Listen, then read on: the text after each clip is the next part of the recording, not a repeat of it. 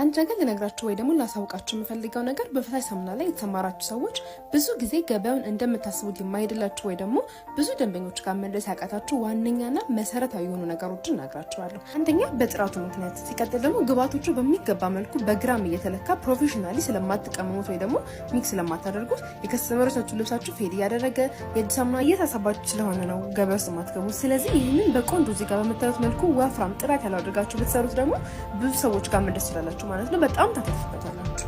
ለሶስት ቀን ስልጠና ገበያን ላስተካከል ማርኬቲንግ ደግሞ ስትራቴጂዎችን አሳዩ ለምትሉ በሙሉ ይህንን ስልጠና መውሰድ ትችላላችሁ።